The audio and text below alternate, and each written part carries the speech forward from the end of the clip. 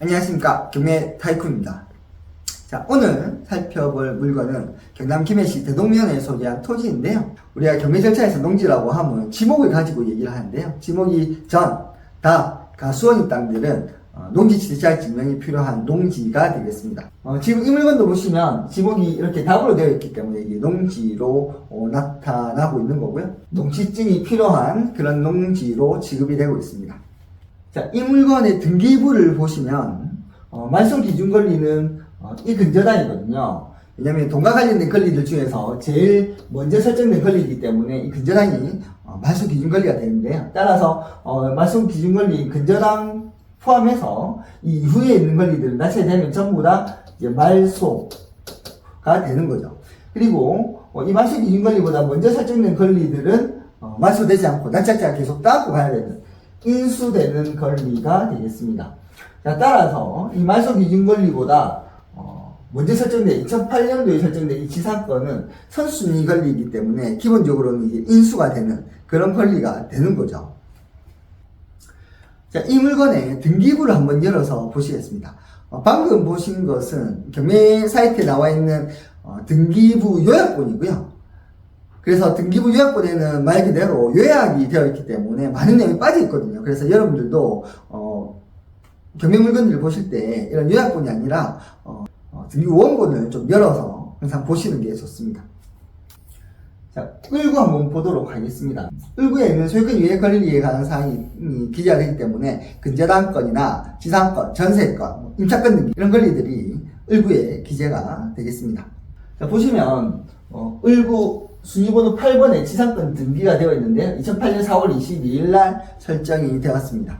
자, 그런데 이 지상권 등기는요, 대동농협에서 설정을 했거든요. 그러면 대동농협은 왜 지상권 등기를 했을까요? 농협에서 이 땅에 건물을 짓는다든지 토지를 주차장으로 사용을 한다든지 이 토지를 좀 사용을 하기 위해서 지상권 등기를 했을까요? 그렇지는 않습니다. 우리가 보통 은행에서는 이제 나대지, 건물이 없는 나대지에 대출을 해주게 되면 근저당권과 지상권을 같이 설정을 하는데요. 이때 이제 지상권을 설정하는 이유는 뭐냐면 은행에서 이 토지를 지상권 설정한 토지를 사용하기 위해서 설정한 것이 아니라 담보가치 하락을 막기 위해서 설정을 한 겁니다.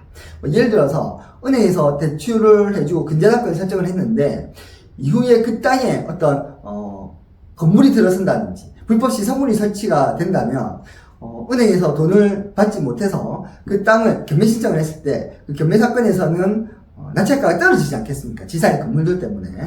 그래서 이제 그런 것을 막겠다라는 거죠. 그래서 그런 담보 가치가 하락되는 것을 막기 위해서 다른 사람들이 이 땅을 사용하는 것을 막기 위해서 지상권 등기를 하게 됩니다. 그래서 이러한 지상권 등기를 담보지상권이라고 부르게 되는 거죠. 말소가 되긴 했지만 순위번호 7번의 근저당권을 보시면 지상권이 설정된 같은 날과 지상권이 설정된 바로 그날에 근저당권을 설정을 했습니다. 저당권자도 저당권을 설정한 사람도 대동농협이거든요. 즉 지상권자와 같은 사람이다라는 거죠. 그래서 말씀드린 것처럼 대동농협에서는 이 나대지를 농지를 담보로 대출을 해주면서 그래서 근저당권을 설정을 하고요. 근저당권과 함께 담보지상권도 함께 설정을 한 것이다 라는 겁니다. 자, 그렇다면 앞에 근저당권을 이후에 말소를 시켰지 않습니까? 지금 보시는 것처럼 빨간 줄로 이렇게 그어졌는데요. 짝짝 그어졌는데 이렇게 말소가 됐는데 그러면 근저당권 설정하면서 지상권도 같이 말소해야 되는 거 아니냐 하는 거죠. 자, 하지만 이 물건에서는 대동농협에서 이 땅을 담보로 계속 대출해 줍니다. 계속. 아마도 이 땅의 땅값이 계속 상승을 한 것 같아요. 그러니까 처음에 대출 받고 나중에 땅값 올랐으니까 그만큼 더 빼먹고 계속 빼먹는 거죠. 그래서 보시면 말소되긴 했지만 근저당권이 대동농협에서 또 설정이 됐었고요. 그 다음에 또 근저당권이 이제 대동농협에서 또 설정이 됐었습니다. 그래서 이런 것들로 봤을 때 이 지상권은 토지를 이용하기 위해서 설정한 지상권이 아니라 담보지상권이다라는 것을 알 수가 있고요. 이런 담보지상권은 말씀드린 것처럼 근저당권이 말소가 되면 같이 말소가 되어야 됩니다. 그런데 만약에 은행에서 나는 이 지상권 말소 못 시켜주겠다 그럼 니 알아서 해라. 뭐 이렇게 진행이 될 수도 있지 않겠습니까? 그럴 때는 이런 물건을 이제 낙찰받은 뒤에 선순위 지상권 상대로 지상권을 말소하라는 소송을 제기를 하시면 됩니다. 그러면 큰 어려움 없이 승소하실 수가 있겠습니다.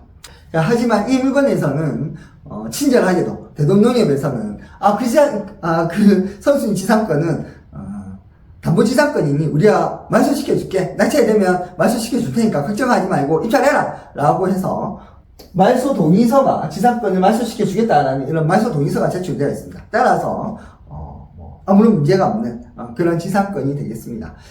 그래서 여러분들이 이제 경매물건을 보실 때 말소기준권리보다 먼저 설정된 선순위 지상권이 있다고 하더라도 무조건 인수가 된다라고 생각을 하지 마시고 등기부 등본을 열어서 이렇게 담보지상권이 아닌지 한번 확인을 해보시고요. 만약에 담보지상권이라고 한다면 얼마든지 말소시킬 수 있는 그런 권리가 되겠다라는 것 기억하시길 바라겠습니다.